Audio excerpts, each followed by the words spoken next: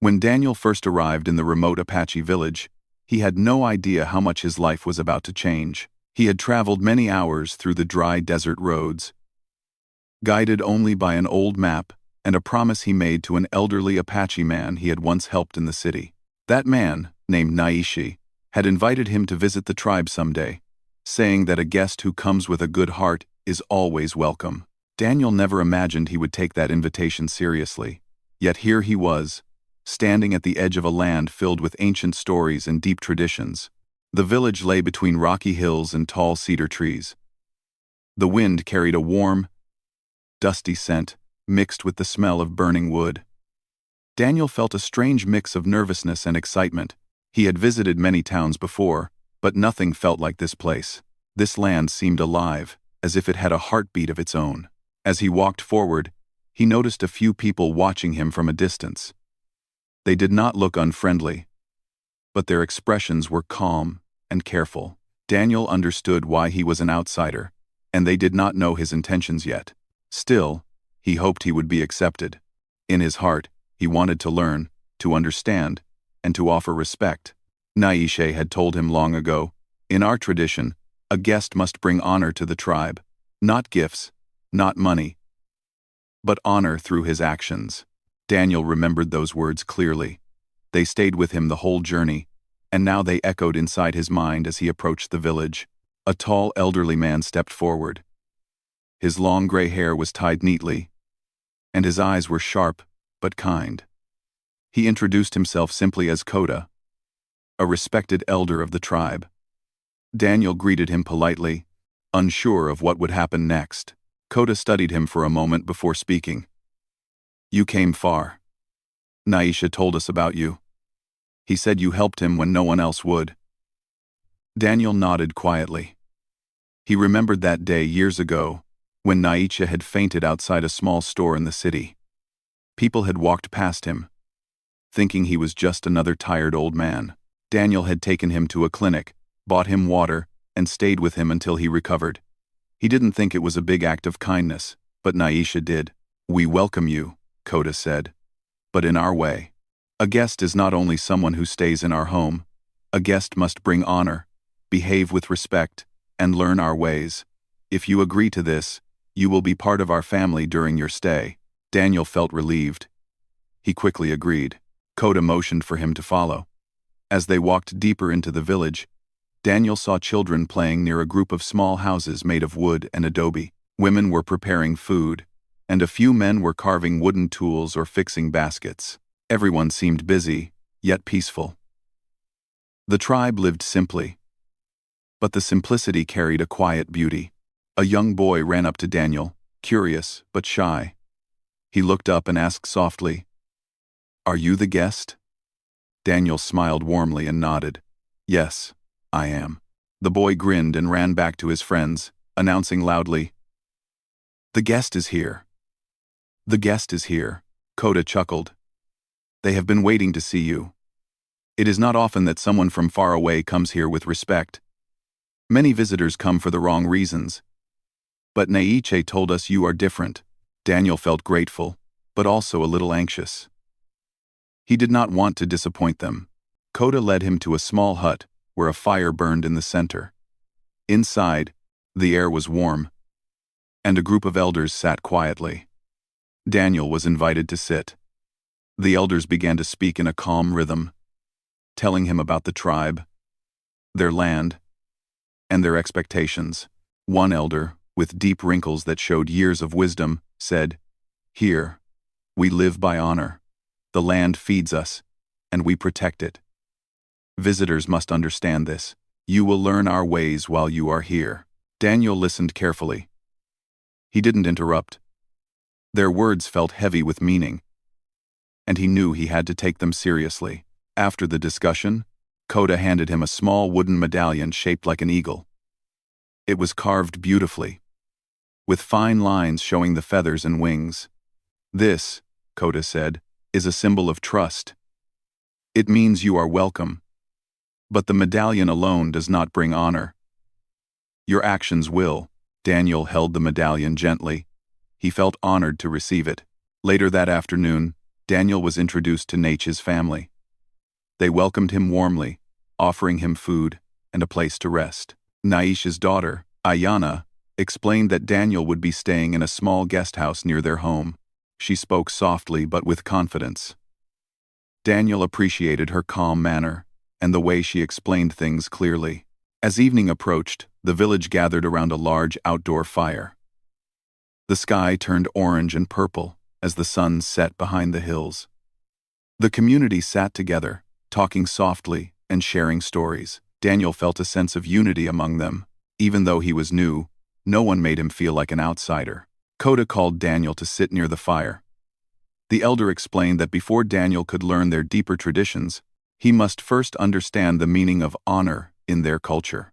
Honor, Coda said, is not pride. It is not showing off.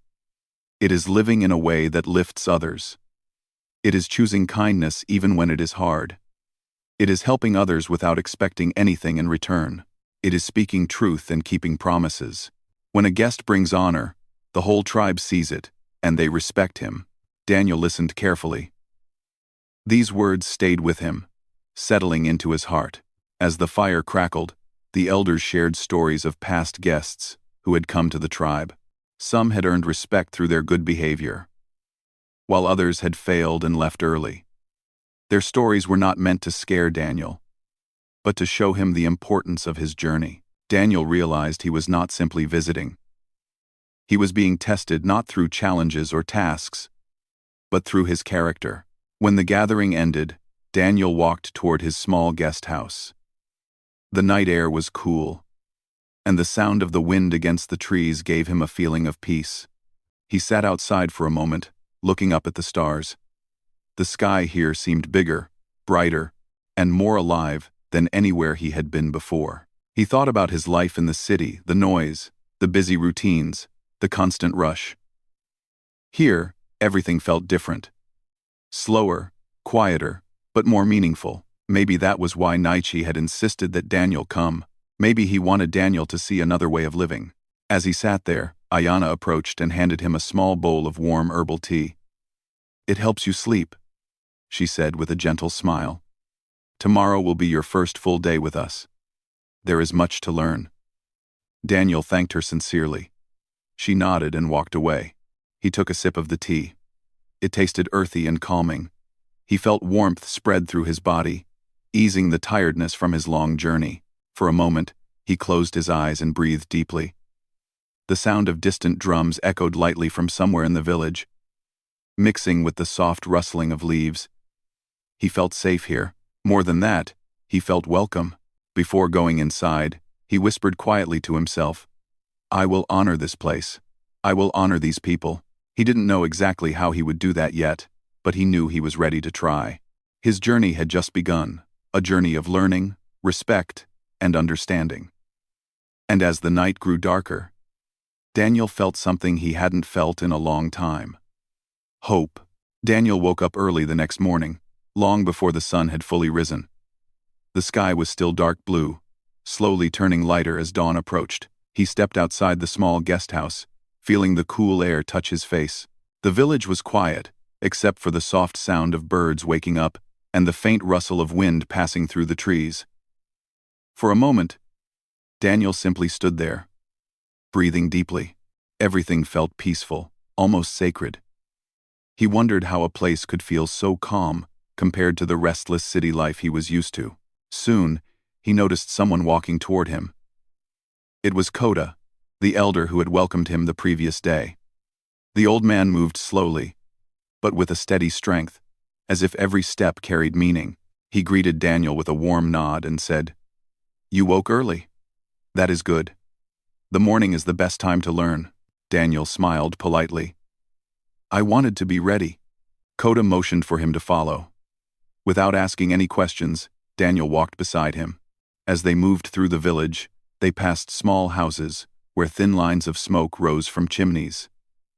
Some women were already awake, preparing breakfast. A few children were gathering near a small stream, washing their hands and faces with cold water.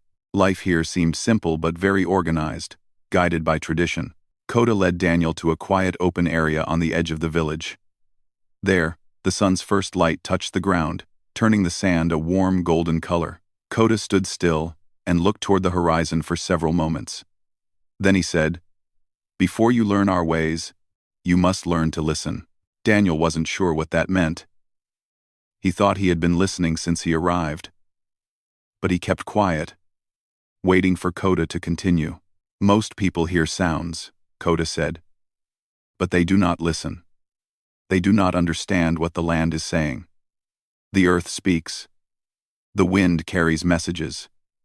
The birds warn us. The trees teach us. If you want to bring honor to this tribe, you must learn to listen beyond your ears."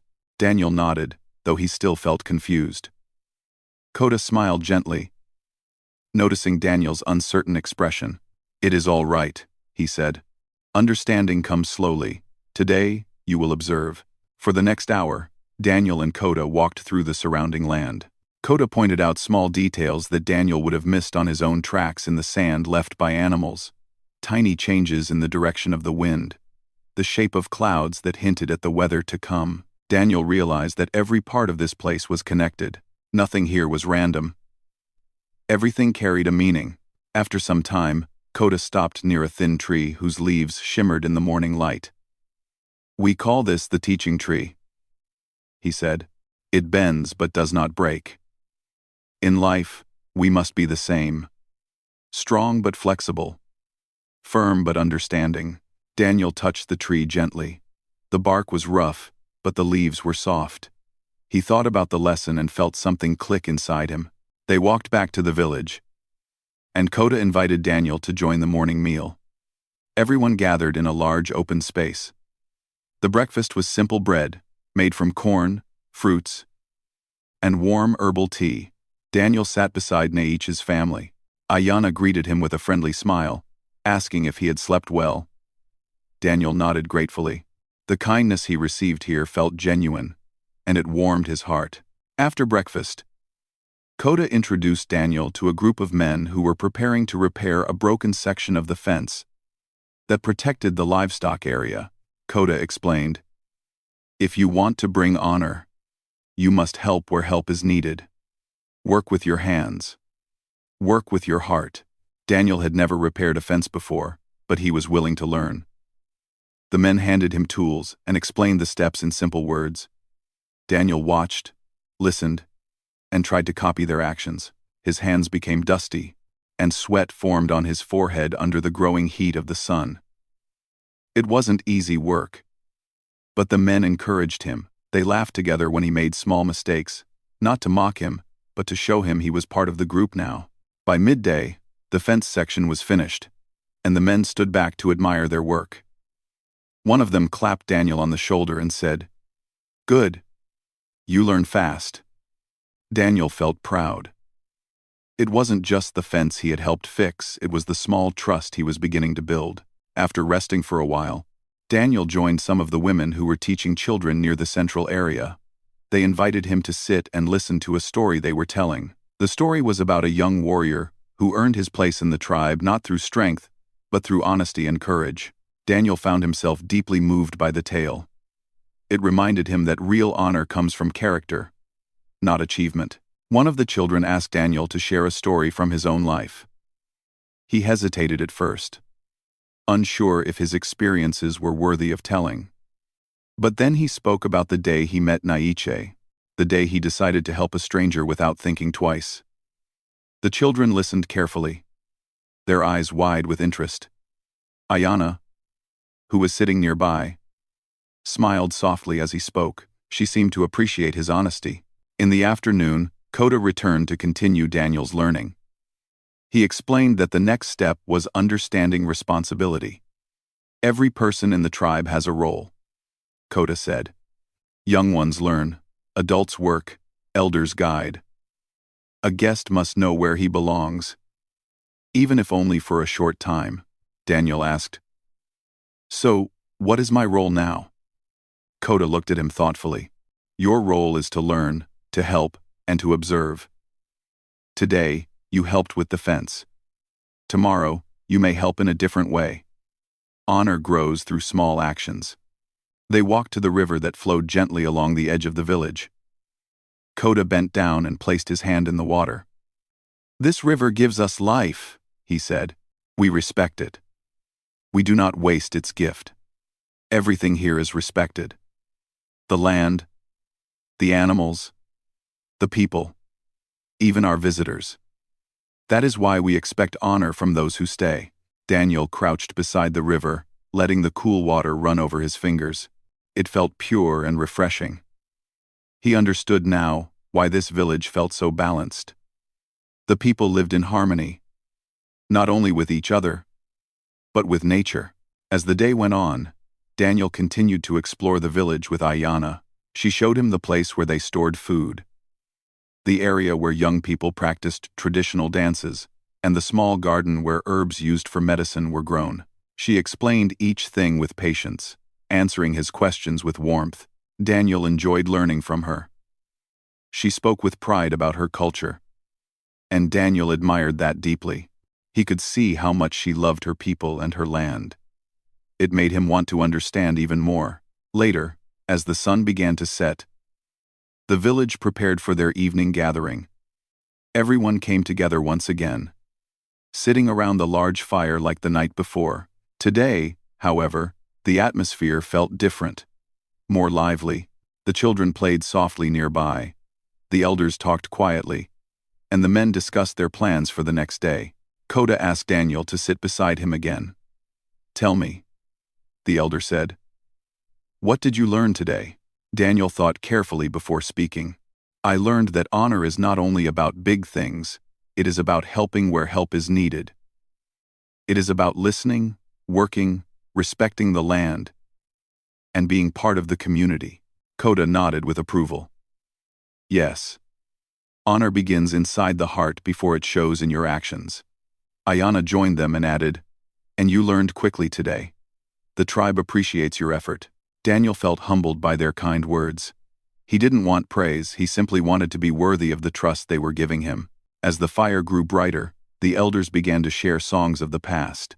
Their voices rose and fell like waves, carrying memories of their ancestors. Daniel listened deeply, feeling as if he were being pulled into a world far older and wiser than he could imagine. The music touched him, stirring emotions he couldn't fully explain. When the gathering ended, Daniel walked back to his guest house once again. This time, however, he felt different. He wasn't just a visitor anymore. He felt a connection growing between himself and the people, a bond born from shared work, stories, and respect. Before entering the guest house, he looked up at the stars, which shone brightly across the night sky. He whispered to himself, "Just like the night before, I will honor this place. Tomorrow, I will try even harder." He didn't know what lessons awaited him next, but he was ready.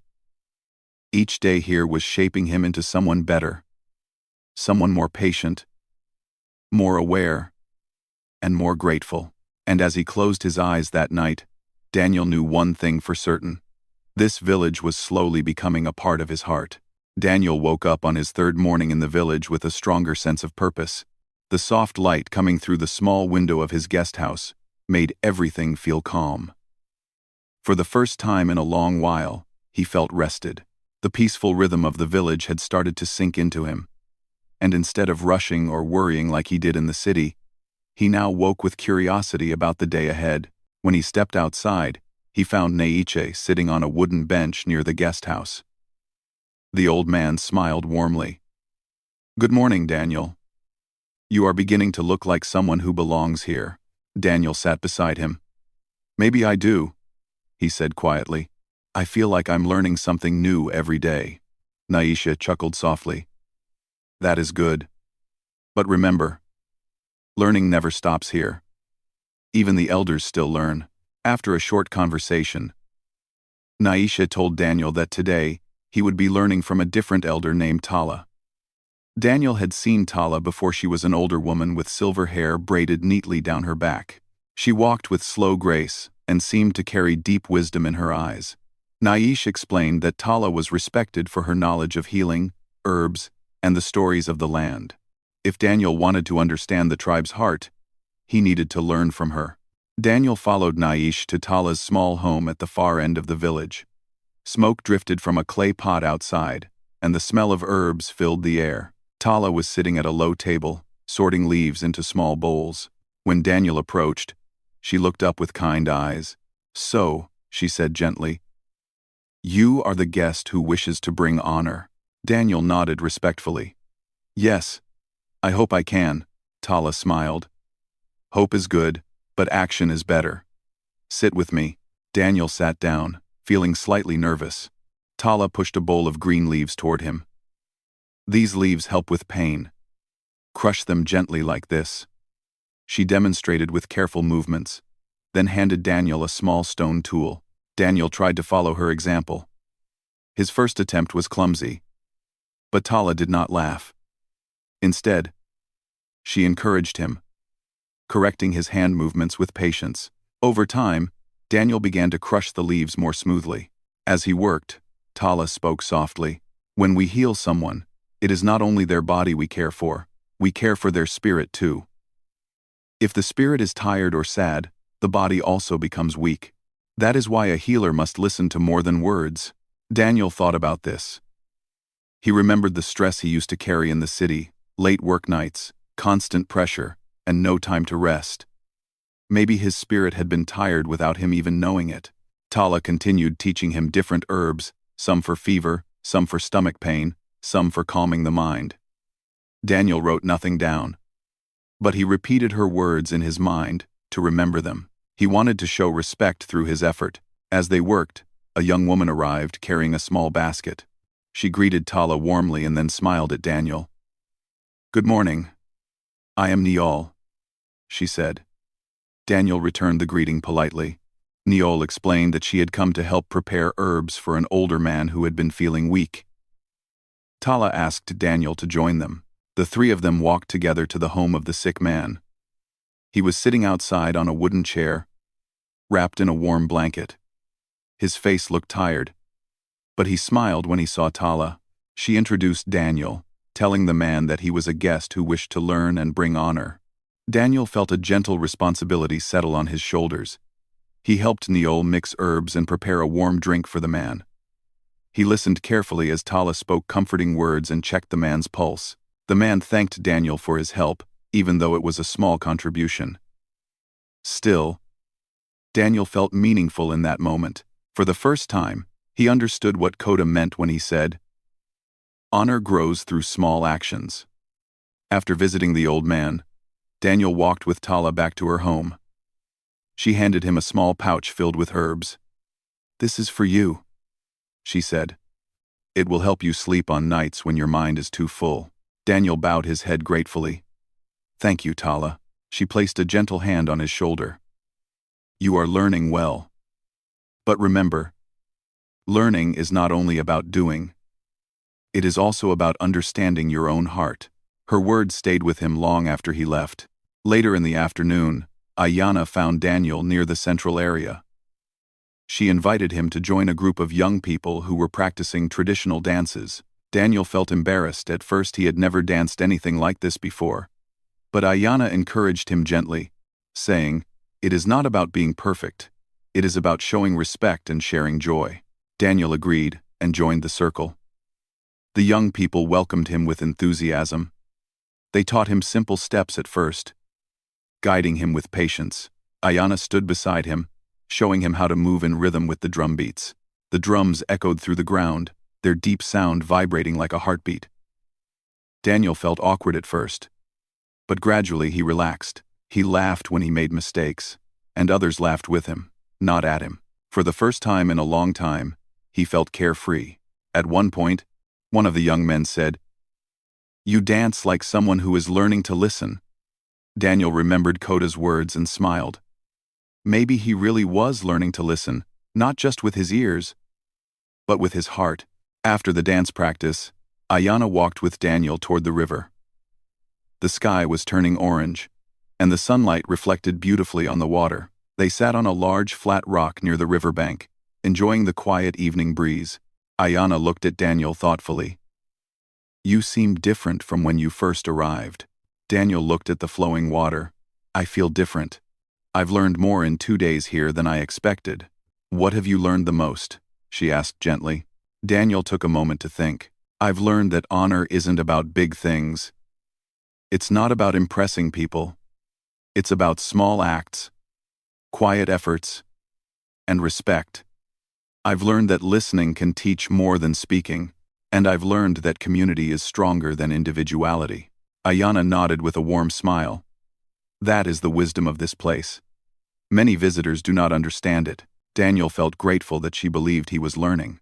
He admired the calm strength in her voice and the pride she had in her culture. It made him want to learn even more. They sat quietly for a while, watching the water move. The sound of the river was calming, almost like a gentle song.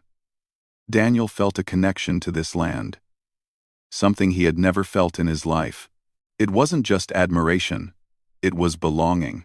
As they walked back toward the village, Daniel noticed a group of men gathering near the livestock area. They looked concerned. Daniel approached Koda, who was among them, and asked what was wrong.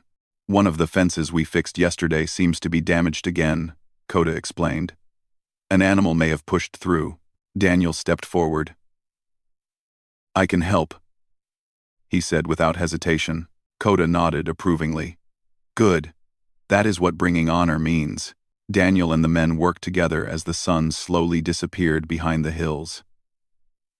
They repaired the fence again, checking every post and wire carefully. Daniel worked harder than before, determined not to slow anyone down.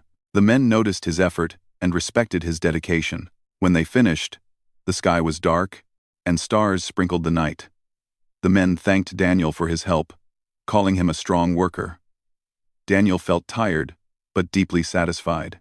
He was beginning to understand the tribe's strength, their sense of unity, responsibility, and balance. Later that night, the village gathered around the fire again. The warmth felt comforting after the long day. The elders sang soft songs, and the young people shared stories of the past. Daniel sat beside Naicha and Ayana, feeling like he belonged in the circle instead of outside it. Koda looked at Daniel across the fire and said, Today, you showed honor with your hands and with your heart. That is what makes a guest worthy. Daniel felt touched by those words. He realized that he had not only learned from the tribe but had also grown as a person. The land had taught him patience. The people had taught him humility. The elders had taught him wisdom.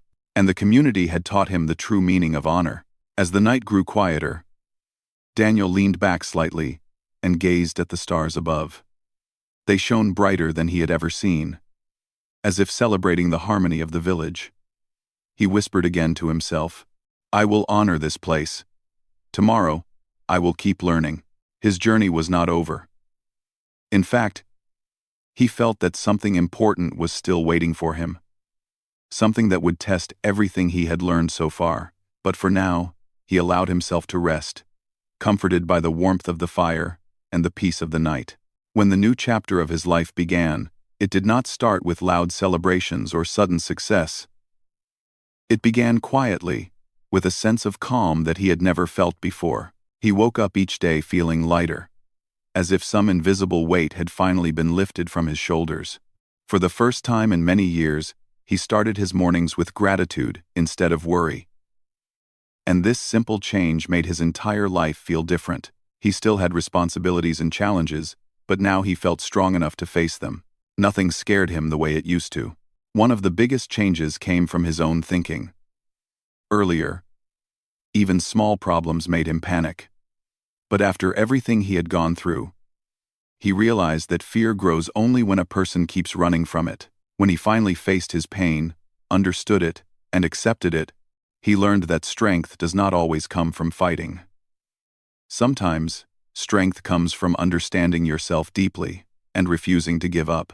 This inner growth became the foundation on which he built the rest of his journey. He also rebuilt his relationships one step at a time. He started meeting people with a softer heart, a calmer mind, and a deeper sense of empathy. He understood now that everyone carries a story, even if they hide it behind smiles. Instead of reacting quickly or misunderstanding people, he learned to listen. This one skill changed his entire life. People trusted him more, opened up to him, and valued his presence. His relationships became more meaningful because he approached them with honesty and maturity. His family also noticed this change. They saw him waking up early, taking care of his work, spending time with them, and showing genuine interest in their lives. He no longer isolated himself or hid his feelings. Instead, he communicated. He apologized where it was needed, forgave where it was necessary, and rebuilt connections that had once been damaged. Slowly, the distance between him and his loved ones disappeared, replaced by warmth and mutual respect. But the biggest transformation happened in his professional life. He had always been talented, but earlier he lacked stability. Stress, distractions, and emotional struggles had affected his work. Now, with a clearer mind and a more disciplined routine, he focused with determination. He set goals for himself, not unrealistic ones, but achievable steps that showed progress every week. He worked patiently, without rushing, without comparing himself to others, and without feeling insecure. This consistent effort soon began showing results. People around him started noticing his dedication. He was given more responsibility, and he handled each task with sincerity. There were days when he felt tired, but he didn't quit. He remembered the difficult days he had survived, and this memory gave him energy. Whenever he felt discouraged, he reminded himself that he was no longer the person he used to be. He had come too far to turn back now. Along with personal and professional growth, he took care of his emotional health as well. He formed healthy habits, reading books, going for walks, spending time in nature, and practicing silence when life felt overwhelming. These small habits became his tools for peace. He did not depend on anyone else to make him happy. He created his own happiness through discipline and self-respect. This new lifestyle brought a balance he had never experienced before. He also became more grateful.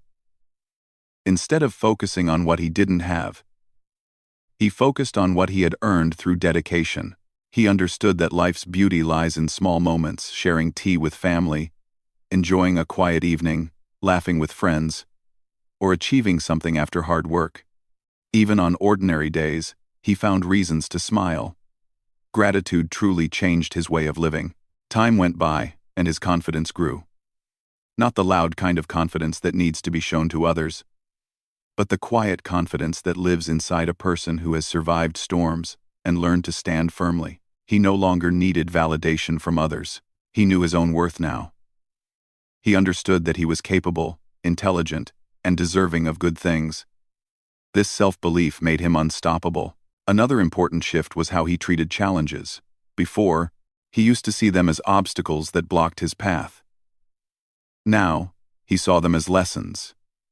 Every challenge taught him something: patience, wisdom, courage, or compassion. He stopped asking, "Why is this happening to me?"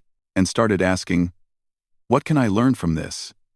This simple mindset change made him grow faster than ever.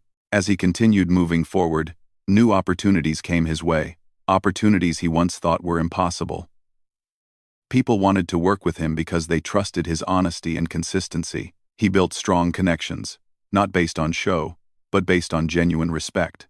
Slowly, his life became stable, not because luck had changed, but because he had changed. There were moments when he remembered his past, not with pain, but with gratitude. Those difficult days had shaped him. They taught him resilience. They taught him the importance of choosing the right people, making wise decisions, and valuing his own peace. He no longer blamed anyone. He simply accepted everything as part of his journey. Acceptance brought him freedom. As months passed, he reached a point where he looked at his life and felt proud.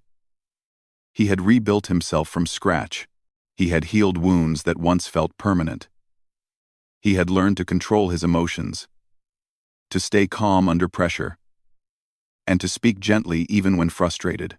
He became a person others admired, not because he was perfect, but because he had learned from his mistakes. Most importantly, he did not forget to help others. Whenever he saw someone struggling the way he once struggled, he offered support, advice, or simply a listening ear. His own journey gave him the wisdom to guide others. People appreciated his sincerity because he spoke from experience, not theory. He understood pain, but he also understood recovery. His presence gave hope to many. In the final phase of his transformation, something beautiful happened. He achieved inner peace. Not the temporary kind that disappears with stress, but a lasting peace that stays even during challenges. He learned that peace comes from choosing what truly matters: kindness, honesty, balance, patience, and gratitude. He stopped rushing through life and started living it fully. One evening, as he sat alone with a cup of tea, he looked back at everything he had been through. The ups, the downs, the heartbreaks, the confusion, the small victories, the lessons, everything flashed before him. But instead of sadness, he felt strength. He had survived. He had healed. He had grown. And now he stood in a place he once prayed for. He realized that life does not always go the way we expect. But with courage, consistency, and faith, it becomes better than we imagine. He promised himself that he would continue improving, continue learning, and continue living with purpose. His story, once full of pain, had turned into a story of growth and hope. He understood now that the real victory is not reaching a destination, it's becoming a better version of yourself along the way. And that is exactly what he had achieved.